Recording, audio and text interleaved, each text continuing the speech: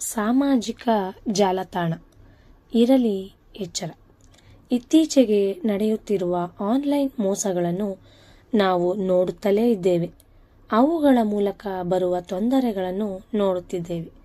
ತಿಳಿದು ಅಂತಹ ಸೋಷಿಯಲ್ ಮೀಡಿಯಾಗಳಿಗೆ ಮಕ್ಕಳನ್ನು ಪರಿಚಯಿಸಲು ಹೆದರಿಕೆ ಸಹಜವೇ ಅಲ್ಲವೇ? ಹುಡುಗಿಯರಿಗೆ ಟೀನೇಜ್ ಬಂತೆಂದರೆ ಸಾಕು, ಅಮ್ಮ ಹೇಳುವ ಎಚ್ಚರಿಕೆಯ ಮಾತುಗಳೆಲ್ಲ ಅರ್ಥವಿಲ್ಲದ್ದು ಎನಿಸುತ್ತದೆ. ಆದರೆ ಹಾಗೆಂದು ಅವರನ್ನು ಸೋಷಿಯಲ್ ಮೀಡಿಯಾದಿಂದ ದೂರವಿರಿಸುವುದು ಒಳ್ಳೆಯದಲ್ಲ. ಹಾಗಾದರೆ ಮತ್ತೇನು ಮಾಡಬೇಕು? ಹೊಸ ಸ್ನೇಹಿತೆಯರನ್ನು ಮಾಡಿಕೊಳ್ಳಬೇಕೆಂಬ ಟೀನೇಜ್ ಹುಡುಗಿಯರ ಆಸೆ ಸಹಜವೇ.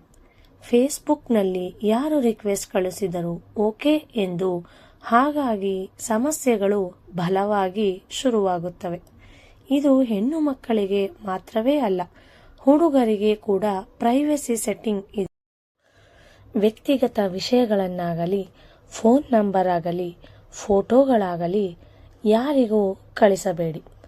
ತನ್ನ ಆನಂದವನ್ನು 4 ಜನರೊಂದಿಗೆ ಹಂಚಿಕೊಳ್ಳೋಣ ಎಂದು ಫೋಟೋಗಳನ್ನು ಕಳಿಸುವುದರಿಂದ ನಿಮಗಾಗದವರು ಅದನ್ನು ನಿಮ್ಮನ್ನು ತೊಂದರೆಗೆ ಸಿಲುಕಿಸಲು ಬಳಸಿಕೊಳ್ಳಬಹುದು.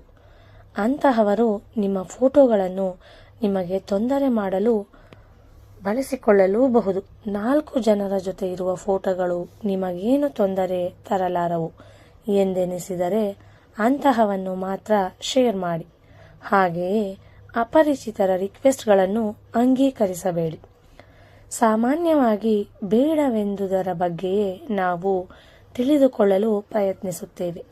ಬೇಡವೆಂದಷ್ಟು ಅದರ ಬಗ್ಗೆ ಕುತೂಹಲ ತೆರಳುತ್ತದೆ.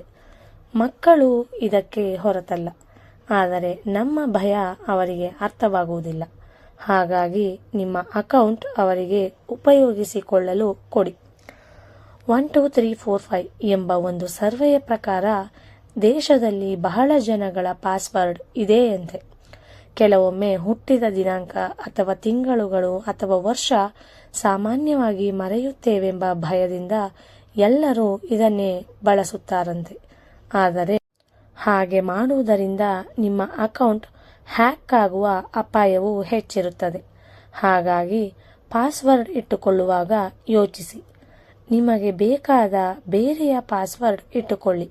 ಅಷ್ಟೇ ಅಲ್ಲ, ಅವಶ್ಯಕತೆ ಬಿದ್ದಾಗ ಅದನ್ನು ಆಗಾಗ ಚೆಕ್ ಮಾಡುತ್ತಿರಬೇಕು ಮತ್ತು ಚೇಂಜ್ ಮಾಡುತ್ತಿರಬೇಕು. ಧನ್ಯವಾದಗಳು.